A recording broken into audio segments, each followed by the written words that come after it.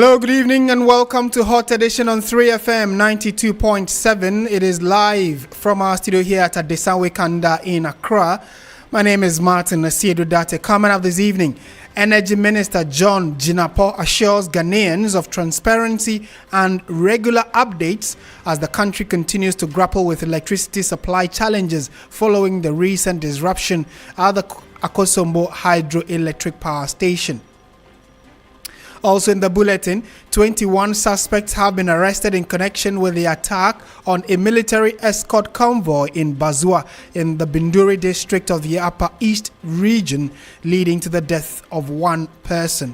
We would update you on that shortly. And later in the bulletin, Minerals Commission defends the decision by Minister for Lands and Natural Resources, Emmanuel Amakufibua, to revoke the mining rights of Akango, Salman and Nkrofo Mining of Adamus Resources Limited. All of this and more coming up within the next 1 hour. We have business and sports also at the tail end of the show. Do let us know what you make of the many stories we have for you this evening. But before that, let's bring you some news summaries with Grace Hamwa Ajiman. Hello, Grace. Hi, Martin. Let's begin from the road sector because the roads minister, Gavin Kwame Agbuja, has disclosed that about 5,000 contractors have registered with the ministry to participate in the government's Big Push Road Infrastructure Initiative. According to the minister, the large number of registered contractors demonstrate strong interest in supporting the government's efforts to improve road infrastructure across the country. He emphasized that contractors awarded projects must deliver efficiently or risk termination. And the Greater Accra Markets Association, GAMA, has urged the public to continue accepting coins in daily transactions, warning that their rejection is contributing to rising prices of goods and services. According to the association, the continued referral of small denomination coins is creating difficulties in giving change, a situation it believes is forcing traders to adjust prices upwards.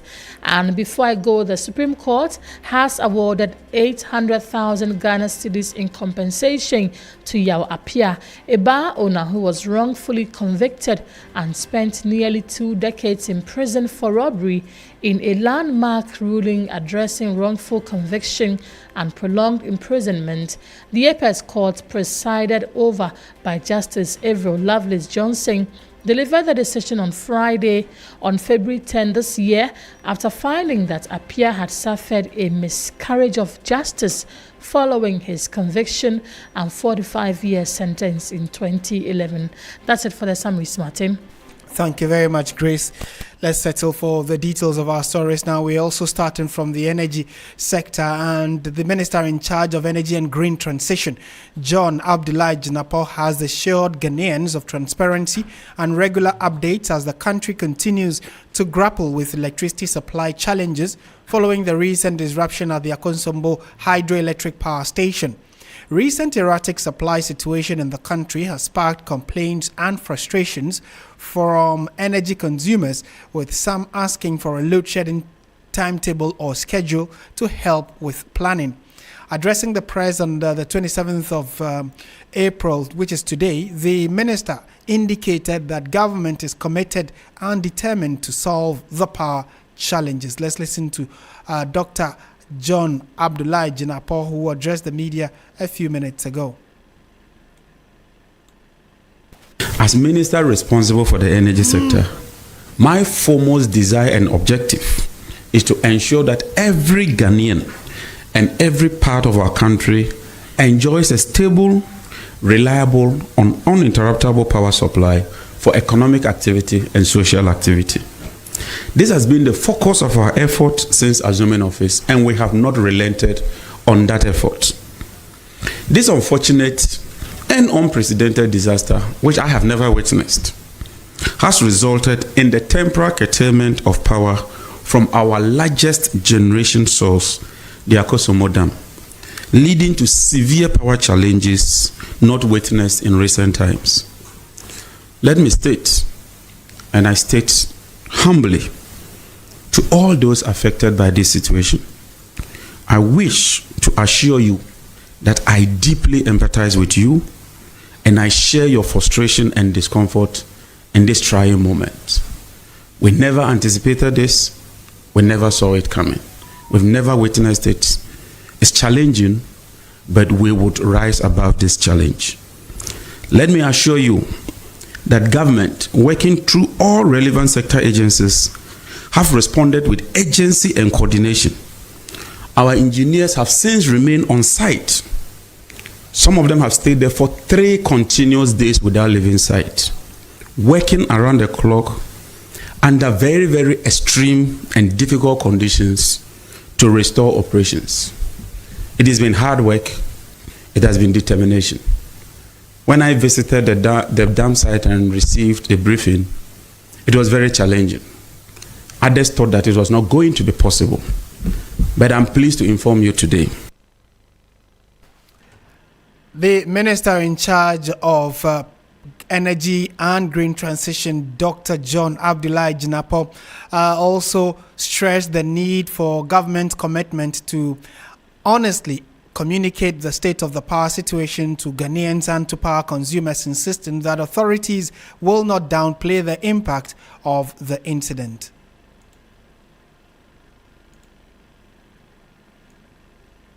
On behalf of government and on behalf of the good people of Ghana, I wish to seize this opportunity to commend and salute our engineers and technical teams who have remained on site, working tirelessly under extremely difficult conditions to restore the system to full operation. Let me tell you that your dedication, your professionalism, and unwavering commitment in the face of these daunting challenges and situation is truly, truly commendable. I salute you, I thank you, I commend you, and I'm immensely proud of what you've achieved so far. Given the situation, I've also directed the MD for the Electricity Company of Ghana to provide regular and timely updates to the public on areas that will be affected. We will not shirk responsibility. We will not deceive you. When I briefed the president told me to be honest and transparent. Yes, this unfortunate incident leaves a gap, and so it will affect some people. And so ECG, under the management of Engineer Julius Pekman, have been publishing regional updates. And in collaboration with the Ministry of Information, we're even going to make it more available for everybody to see what is happening. But because it is fluid, because it's not like the regular load shedding, where you are aware that for a foreseeable period of time, you cannot restore power, we cannot do weekly publications. In fact, engineers are working around the clock. Within this week, they are pushing to restore all the plants back online. And so we can only provide you with a very short interval period. Indeed, this morning, we published a schedule for 6 o'clock to 6 p.m. That's 6 a.m. to 6 p.m. This afternoon, they've had to review it because one more plant is come on with about 140 megawatts. And so we would not live in denial. When we face challenges, we will tell Ghanaians. We know that, like me, every Ghanaian wants to enjoy uninterruptible supply of power. But I also do know that Ghanaians also appreciate it when we have genuine challenges that is not caused by policy failure or intentional. We'll be honest with you, but we'll also tell you what we are doing to address the situation. And we have since been doing that right from the day I visited the plant and all the periodic updates that we've been providing. So that is John Abdullah-Jinapor, doctor, who is Ghana's minister in charge of energy and green transition. He spoke to the media by extension, telling the entirety of Ghanaians what the current challenge is.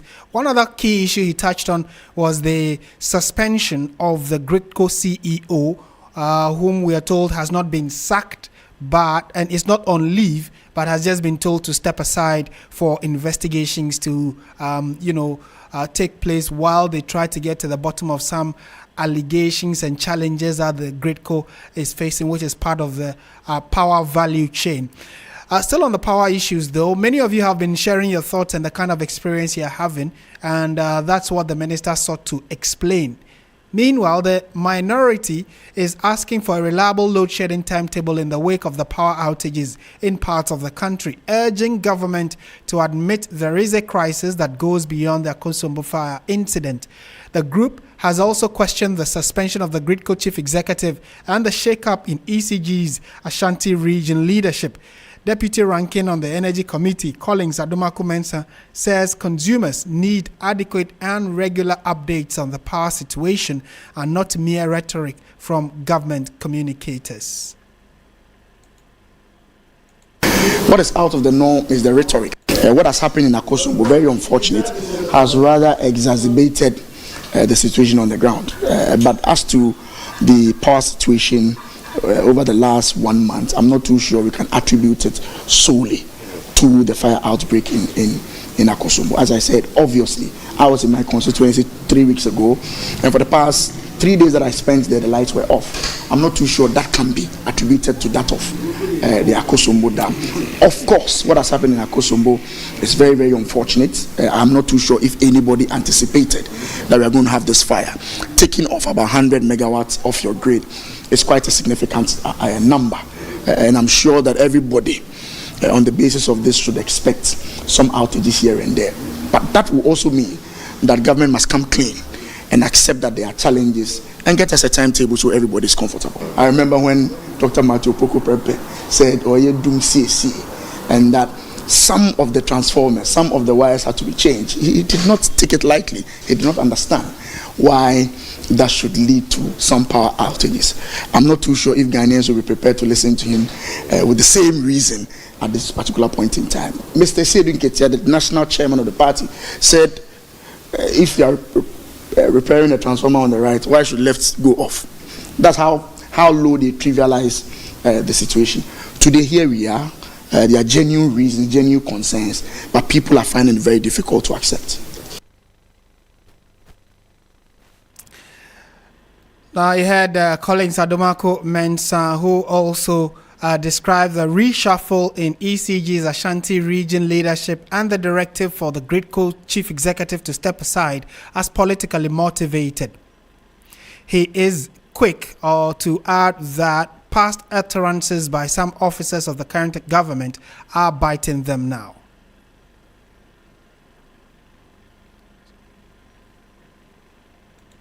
What is out of the norm is the rhetoric from other government communicators that he was appointed during the SWAL government, so he's a saboteur and that is sabotaging the system.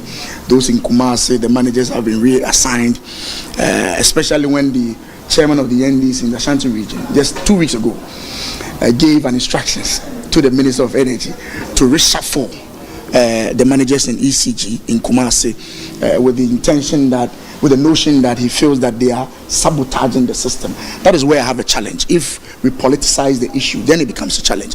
If it's a on pure technical grounds, I don't think anybody will have an issue with it. But it's not out of the norm to have a CEO step aside for an investigation to be carried out in order not for the person to interfere in the whole process. And you had the ranking member on Parliament committee when it comes to energy. That's Deputy ranking member on Energy Committee, Collins Adomako-Mensah there. So what exactly is the situation? Meanwhile, the erratic power situation in Koforidua is also hitting micro enterprises hard, cutting into sales and daily income. In a moment, we'll get an update from the region when our correspondent joins us for a quick info on how they are also managing with the situation. This is 3FM 92.7. You're listening to Hot Edition. You can also let us know how the power situation is impacting either your life or your business. If you go to our Facebook stream and our YouTube stream, would be grateful to you to let us know what your experience has been regarding this current situation regarding the power outages. Government has sought to explain why it is such a challenge and how this is even affecting not just your individual lives but businesses and situations around you, you can also send us your thoughts on it. But before we go to the phone lines now, let's listen to Yvonne Nikwe, who has been interacting with some affected business owners in the eastern region about how the power situation is impacting their lives. Let's listen to her.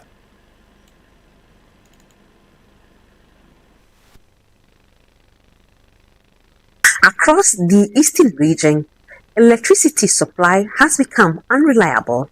Power can go off and return unexpectedly, making it difficult for businesses to plan their activities.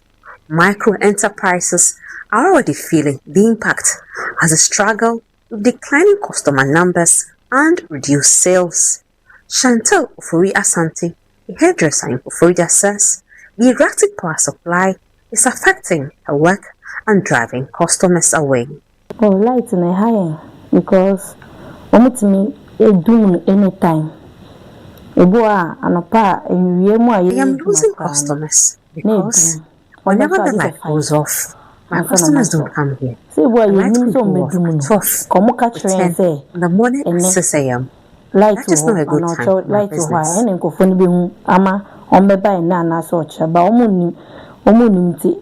Anytime want to me do no, and a higher no. Tea jumano, it's me say because the juman light near the juma. Oh, so mood near being found my. I bet me the juma. Grace Owusu, who runs a water business, says the outages lead to income losses. Say, a mudumuna means me town, dear sir. A do me or semi pong, and me coffee, and said, can you me soon and wammy? And I was sent to me do afraid, you know. The more water I sell, the more income I get. But if the light goes off, I'm unable to sell cool water for my customers. Means that my daily livelihood will be affected.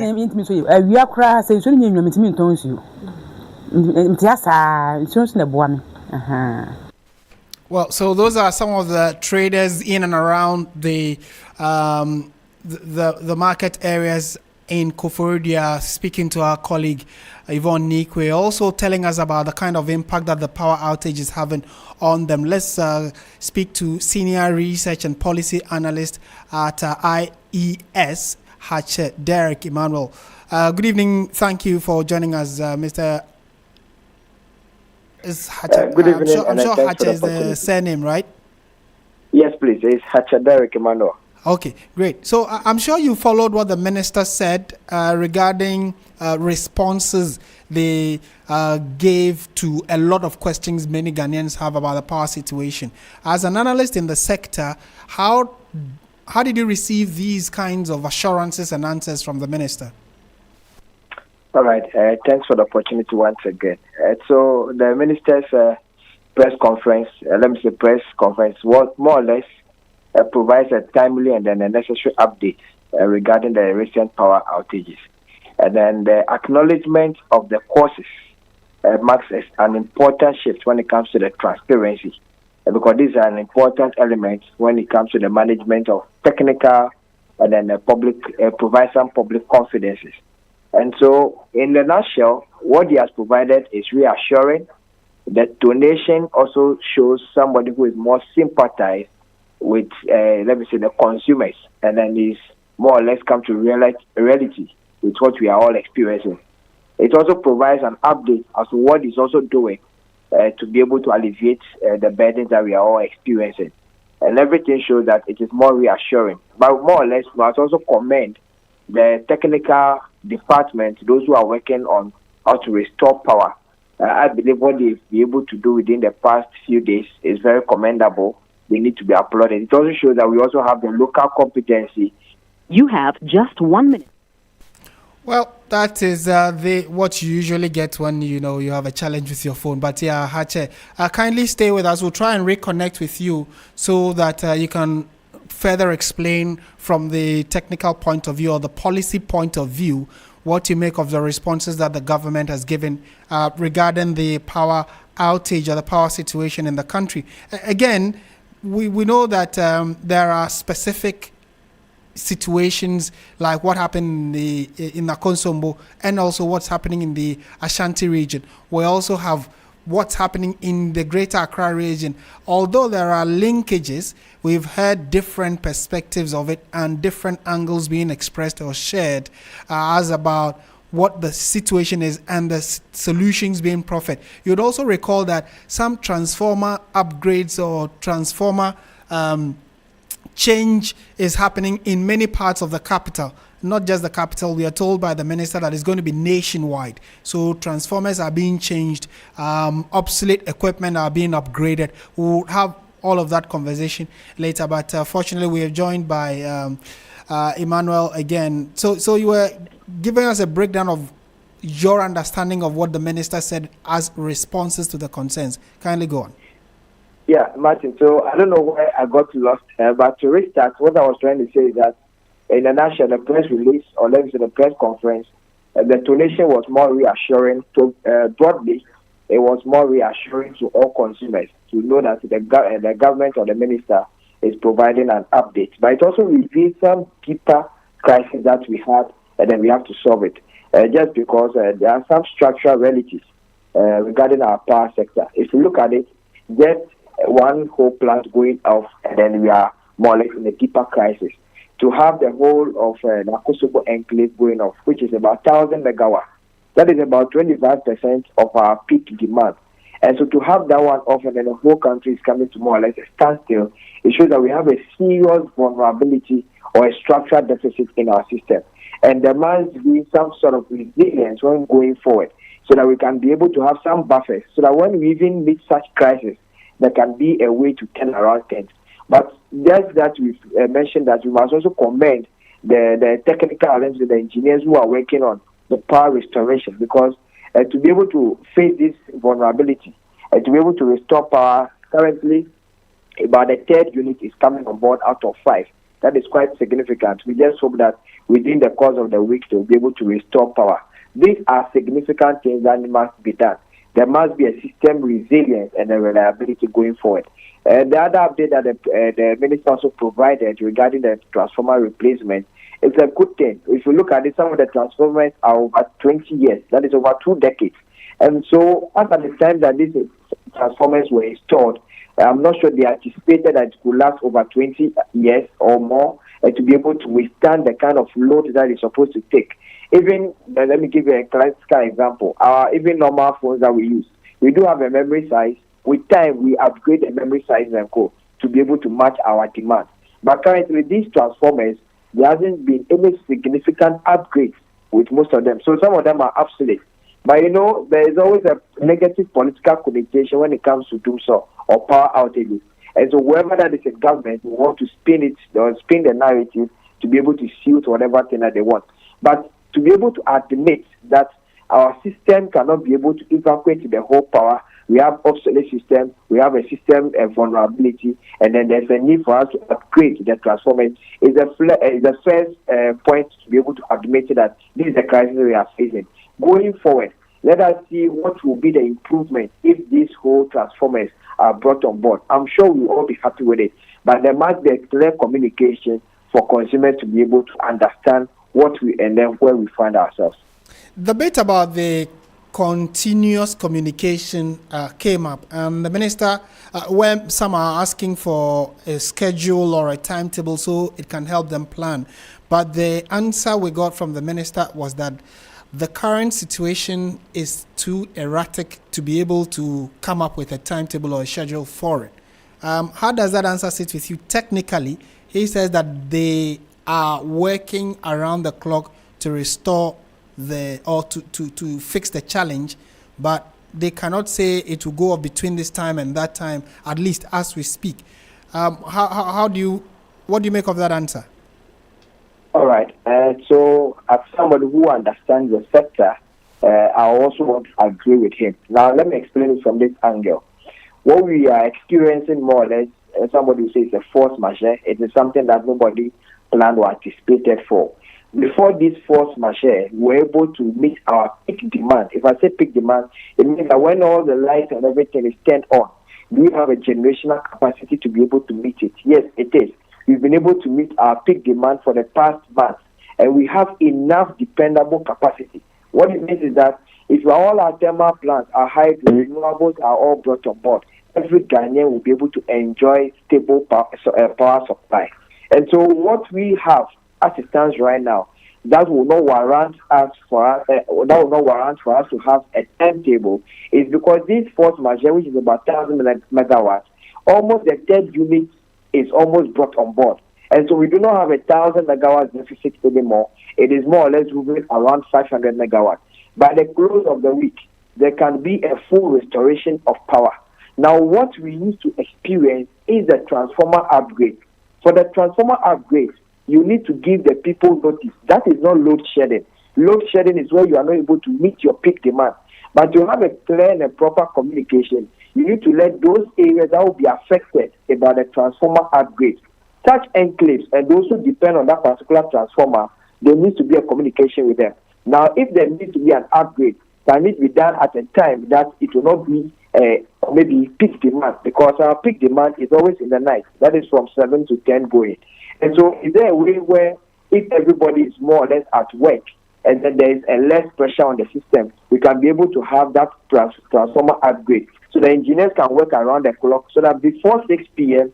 there can be that system where it can carry the power to the consumer. I'm sure that will be the clear and a better communication. But be as it may, the shortest time is not a load shedding timetable. Whoever that is affected by these 1,000 megawatts, which is not across the country, there must be a clear communication for them to be aware, and then an upgrade on how the restoration is being done as it has been provided today. Other than that, if not today, we would have all been thinking that we are still in a deficit of about 1,000 megawatts. But right now, we are around a deficit between 500 megawatts, which it means that by the close of the week, there can be a full restoration. Regarding the localized ones, which is a transformer, I'm sure there will be a better communication, but not a load shedding timetable. Right. And finally, now that that is going to be a challenge and we are unable to properly plan individually and even as companies that depend heavily on power, what kind of advice would you give, and how can we all, not necessarily assist government, but how can we manage in the time being while the solution is being found to the problem? All right. And so how we can more or less all progress is the first step is for the consumer to be clearly and properly informed. The consumer, it is not the consumer's fault that today we are having power outages. Whoever that needs to ensure that proper supervision and then that proper coordination is what has resulted in this. And then the kind of policy reform that needed to have been taken long ago and have not been taken. That is what has brought us all this far.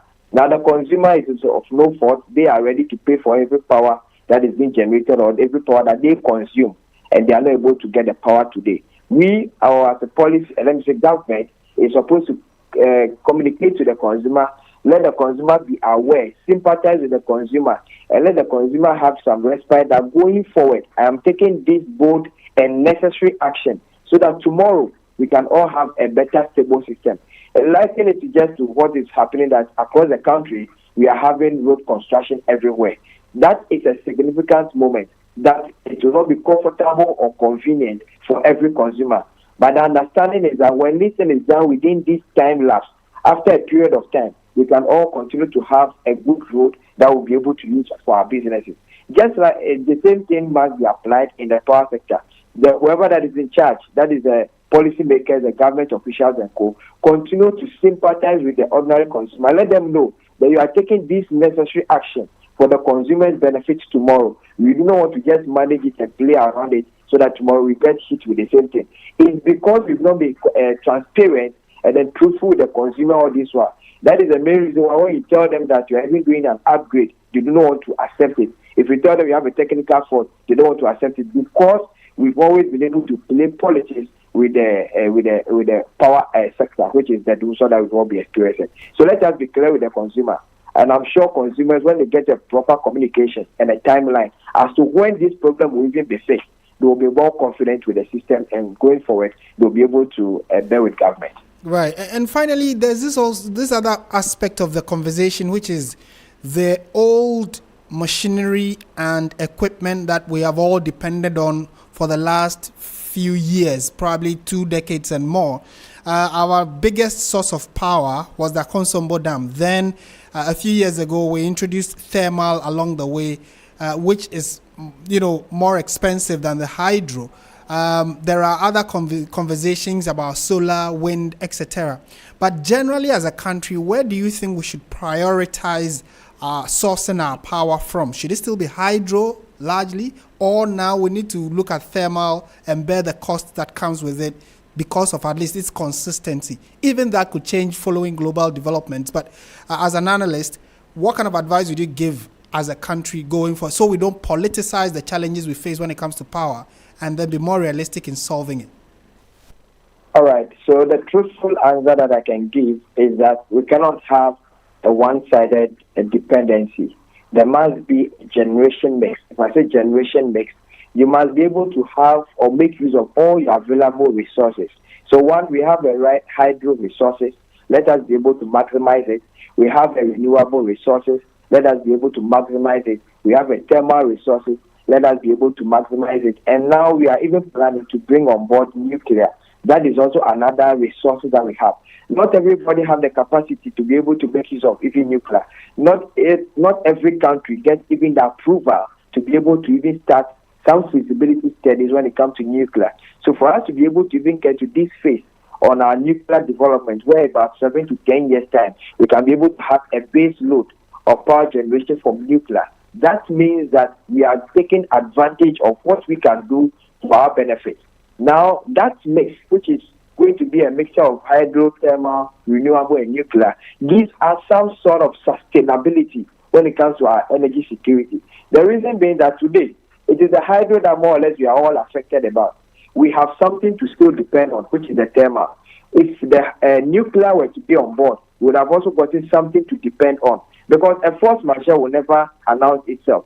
It goes to a period where the Russia-Ukraine war affected, fuel supply. We use fuel when it comes to the thermal power generation. Now, regarding fuel, assuming we're depending solely on the light crude, which is the petrol or the diesel and coal, that one is more expensive. But we've been able to devise a new means where we now take advantage of our natural gas production. And so from our trouble, we'll make use of that to be able to power our thermal plants, which is quite cheaper to the liquid fuel. We are even trying to, as a country, to bring on board the trouble gas phase 2, so that you can be able to generate more power, more gas for us to be able to power our thermal plants. So the conversation is that there must be a mix, but the ratio of that mix is what we must be able to maximize. With time, the one that becomes more expensive must be dropped. And then that is why we are moving from the light crude towards the natural gas to be able to power the thermal plants. There must be an acceleration when it comes to our renewable sources, because if you look at the solar, it is barely about less than 3% of our energy mix. And if you look at it, our peak demand is always in the evening. And that is the evening where a whole lot of people are in their houses. That is for residential usage. And so if there were to be a system where our solar system can be accelerated across, in the evening, there wouldn't be a total demand on the thermals and coal. The one that is less cheaper would have been solar, and everybody could have enjoyed some stable power supply. I'm sure even with these outages that we are experiencing because of this force majeure, it wouldn't have affected our solar demand or our solar usage of power. And so the conversation must be that whoever that is in charge, as the policy makers and the government officials, there must be that conscious effort to have a generation mix that is suitable for Ghana to be able to support businesses and livelihood. That is the best way to go. Emmanuel, in fact, Derek Emmanuel, thank you so much for your time this evening. Thank you, too. He is a senior research and policy analyst with the Institute of Energy Studies, and clearly it looks like it's a situation that requires a holistic solution. So your suggestion on this is also very important. Do send it to us, and as we read it out, I'm sure government and all the key policy players are listening in to see which will be best for the country. This is 3FM 92.7. You're listening to Hot Edition. We're shifting away from energy matters now to the disturbing report we got earlier today about an attack on a convoy which was led by some soldiers. So the latest is that some 21 individuals have been arrested as suspects, and the Joint Task Force of the Ghana Armed Forces has arrested 21 suspects. We'll bring that to you in a moment, but before that, Let's bring you this.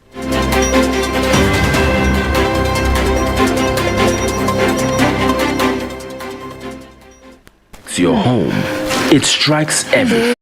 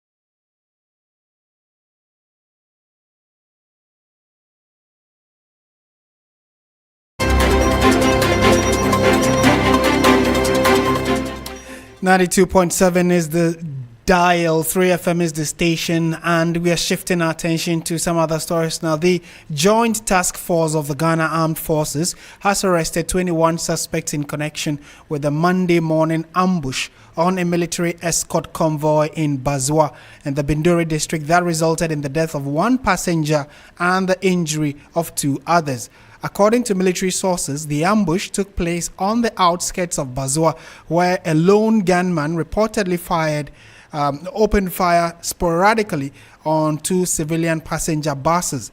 Following the attack, the military carried out an intense cordon and search operation, which led to the arrest of the suspects, who have since been handed over to the Upper East Regional Police Command to assist with further investigations.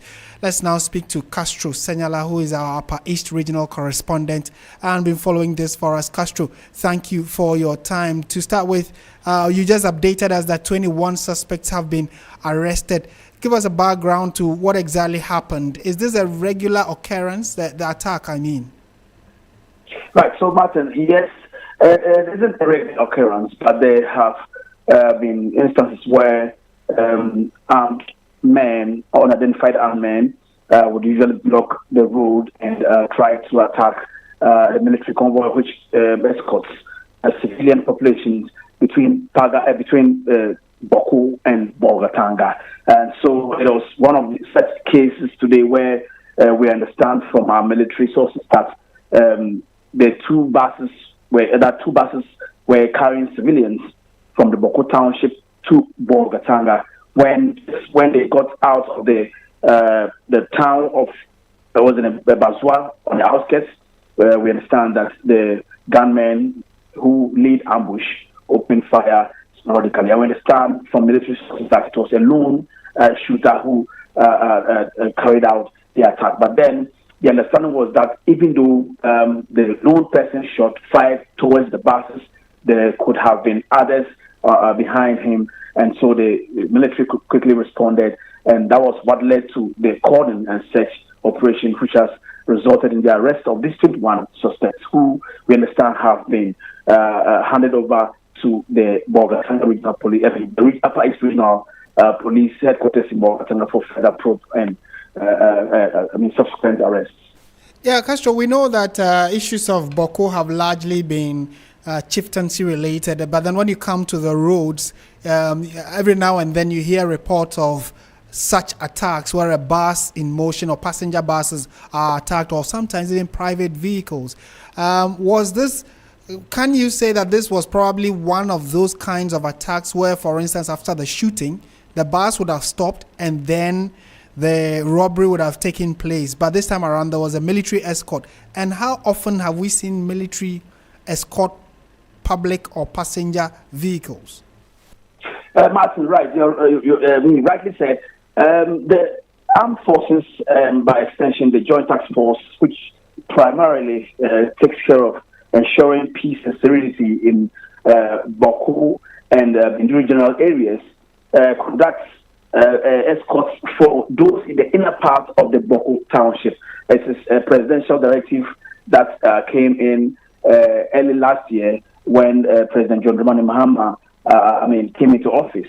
He particularly directed that the Ghana Armed Forces and other security agencies should work closely to provide escorts for civilian populations that live within Boko Township or Boko general area. The situation is that there are some civilian populations within the Boko general area who are unable to go through to Boko without military escorts. And so what the military does is to periodically, in fact, it's been a standardized practice where maybe twice a week, 3 times a week, they escort people into Boko and pick another set of civilians and bring them out of Boko to Bogatanga, where they, can now continue with their journeys to other areas of the country or the region. And so it was basically something like this where the attack happened. And usually we don't hear of, people getting robbed after the attacks. It appears that these attackers would usually spray bullets into the moving vehicles, and then they'll simply get away on motorbikes, sometimes riding into the bushes and the forests nearby, getting or apprehending them very difficult.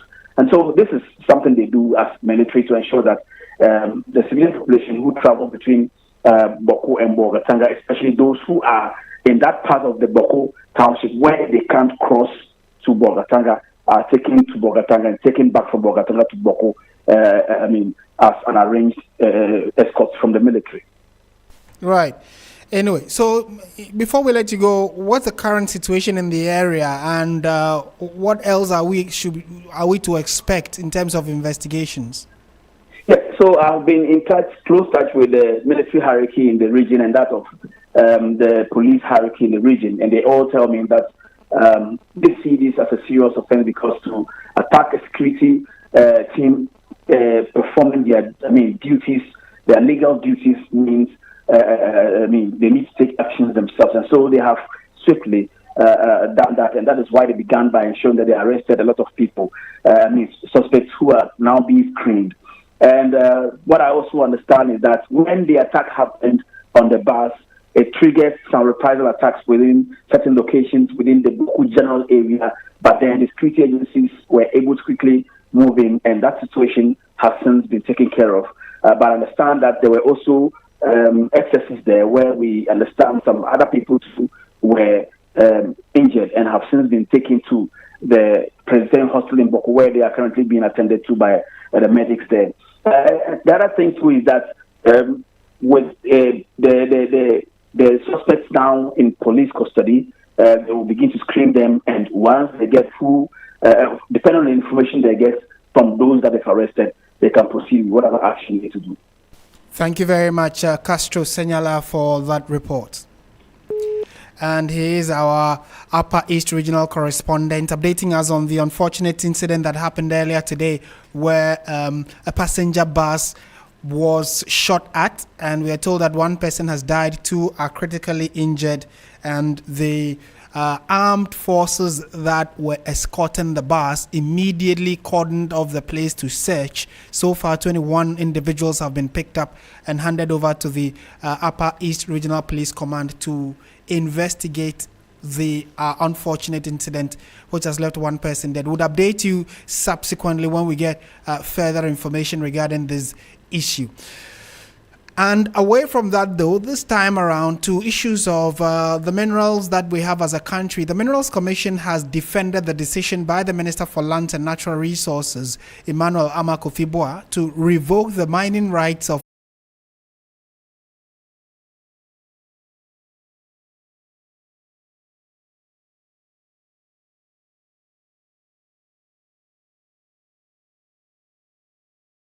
this particular kind of issue can be properly resolved. Let's now go to the phone lines and speak to Abdul Bana, who is the Secretary of the Ghana Mine Workers Union. Mr. Bana, good evening. Thank you for your time. Good evening. We follow very closely the decision by government to revoke the licenses of a number of, I don't know whether they are affiliates or sub-companies that work with Adamus Resources, but government has revoked some of these licenses. As a union, what do you make of this development? Well, it is quite shocking because it has appeared to us that too many times this current government is making some incursions that raises a number of eyebrows. We are not too sure where they are actually headed in terms of some of the decisions they're making. The issue of Adamus comes to us as a surprise because some of the allegations that have been leveled against them, I'm unable to confirm. But as a matter of general principle, the Minerals and Mining Act is very clear. Where a leaseholder or a holder of a mineral right, commits an offense or there's an infraction of one sort or the other, the law allows for some remedies. You are required to remedy the situation within a certain time frame. It's usually within 120 days you are required to remedy. And that is essentially factoring in the investments that the business owner would have made and implications of, an abrupt shutdown of the operations, recognizing the implications on workers, the community, and, the nation in general. And so our expectation would have been that Adamus will be given an opportunity to remedy whatever infractions that they may have committed. And if within the notice period they are unable to remedy, the law provides for what next you should do, which would include the termination of the mining lease. But the sudden decision or the abrupt, stoppage of operations is quite worrying, and it doesn't send the right signal to the investor community. I may not have had the full details or the full facts as far as the Adamus issue is concerned, but assessing the situation and based on the general guidance around how investments in the mining industry is done and how, infractions or violations are remedied. And these violations, it's not akin to Adamus alone. There are quite a number of multinational corporations within the industry that once a while gets involved in one infraction or the other. And the Minerals Commission does not treat, such multinationals, with an iron fist. And so if I get what you're saying, look, this is what you have done. Go ahead and remedy it within a certain time frame. If you are unable to do it, then this is the sanction that will matter out to you. But you are uncertain whether that step has been taken by government already, right? Yes, I'm uncertain if government has taken that step. But if they had, I'm sure it would have been in the public domain. Because if you look at the nature of the allegations, my expectation would have been that this would be something that is out there, and so people could relate, But whatever the case is, this is an investment, and so, taking such abrupt or hasty decisions and its implications on all the other stakeholders could be quite overbearing. And that's why, as a union, as it stands now, workers are stranded. Where do they go next? Because the holder of the mining lease is technically no longer the holder of the lease. And so what happens to the workers? Who is their employer? Who's going to pay their paychecks for this month? What's going to happen next? And these are uncertainties that could have been averted if the Minerals Commission probably had handled issues a bit more properly. And so as it stands, that's the current decision which the minister has more or less endorsed. What's the way forward, especially for your members, the union members, like you just alluded to? This probably was quite impromptu. Are you looking at raising these issues with maybe the Minerals Commission or government for that matter?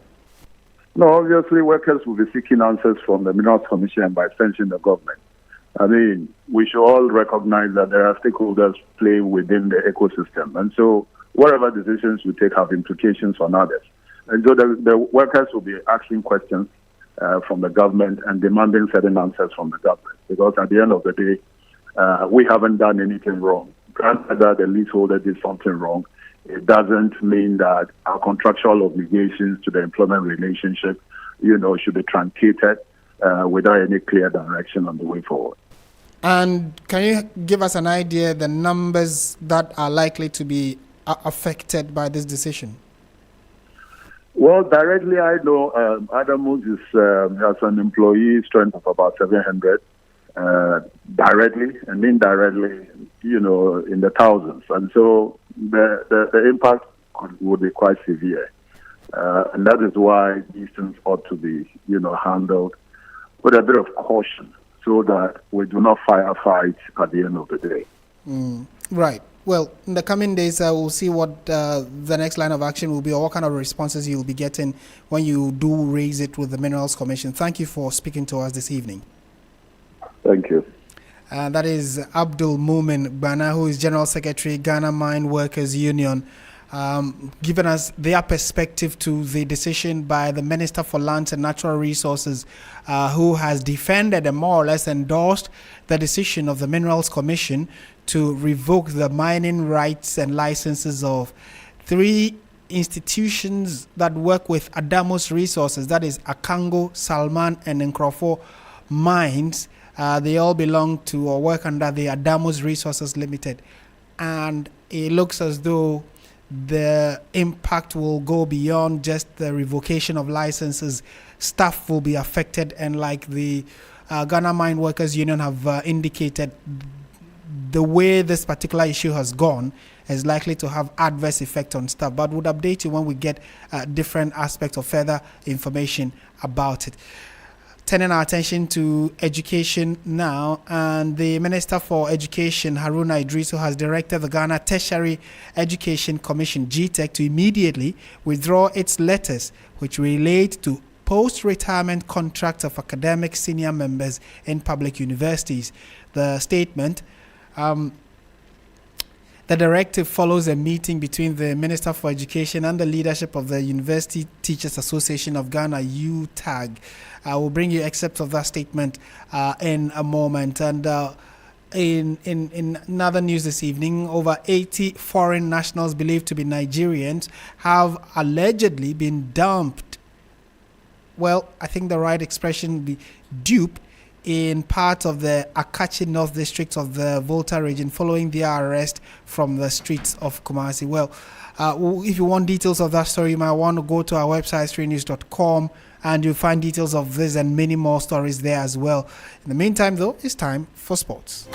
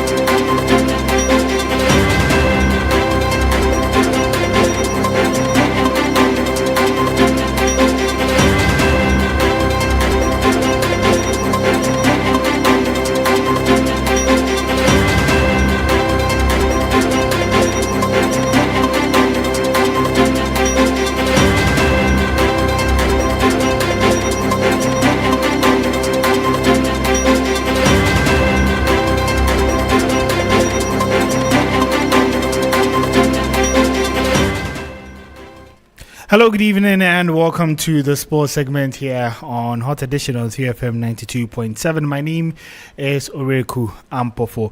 The Confederations of African Football have officially awarded the nation Ghana rights to host the Total Energies CAF Under-20 Africa Cup of Nations, which will take place in 2027. CAF covered the decision in a letter addressed to the General Secretary Prosper Harrison Addo, And that letter stated that the Ghana have been given the official rights to host the competition. Remember that the last time that Ghana hosted the Under-20 Africa Cup of Nations was back in 1999, when the Black Satellites went all the way to win the competition. The 2027 Under-20 AFCON would also coincide with Ghana's celebration. That's for 70th anniversary celebrations, and so it does promise to be a year of huge things for Ghana, as well as they host the Under-20 Africa Cup of Nations. CAF also went on to say that they would work with the Ghana Football Association to ensure that a local organizing committee is put in place in the next few months to ensure that the tournament is a massive success. But before we go, Ashanti Gold 04 have been promoted to the Ghana Premier League after beating Sky FC 4-1 over the weekend. Ashanti Gold 04 were formerly Bekwai Heroes and have no relation to the former Ashanti Gold. My colleague Bilishan provides clarity in the following report. The Ashanti Gold 04 have secured a place in the Ghana Premier League for the first time in their history after they defeated Sky FC 4-1 in the Division 1 Zone 2 game. And as I mentioned, it's their first time going to play in the Ghana Premier League. But a lot of confusion has been coming up in social media because Ashanti Gold 04's colours and the logo looks very similar to that of Ashanti Gold SC. Now here's some background. First off, Ashanti Gold 04 is not in any way related to Ashanti Gold SC. Now, Ashanti Gold SC, a team that has won 4 Ghana Premier League titles in the past, have been indefinitely suspended from any GFA-related activities. That was confirmed at a Congress at KNUST back in 2023 around July. Now, in 2024, around August, fans of Ashanti Gold SC actually came to Pram Pram before Congress has started to plead with the GFA to reverse that decision of suspending Ashanti Gold SC forever. That has still not happened. The GFA has not reversed the suspension. Why have they even suspended them in the first place? Now, Ashanti Gold SC was first demoted to the Division 2 League after some allegations of match manipulation investigation was made, and they were found to be guilty, with some members of the club found to be guilty, and so they were demoted to Division 2. But they were still engaging with part of the leadership of the club. I'm talking about Kweku Frimpong and also Emmanuel Frimpong, who are part of the leadership of Ashanti Gold SC. And so the GFA deemed it fit to actually suspend them automatically and for a very long period where they've not even decided if they are going to lift that suspension or not. And so as it stands, Ashanti Gold SC does not exist. Now, Essence Energy, which happens to be the owners of Bekwai Heroes, decided to rebrand from Bekwai Heroes back in middle 2025 to Ashanti Gold 04. And so that rebranding was done through the GFA. It was approved, and then that was done. And then for the 2025-26 season, Bekwai Heroes, now Ashanti Gold 04, managed to beat a lot of clubs to actually secure a place in the Ghana Premier League. And so that was the explanation there by my colleague Billy Shan. You can get more details and more stories on our social media handles at 3 Sports GH. My name is Oreko Ampofo, and that's how we wrap up Hot Edition here on 3FM 92.7.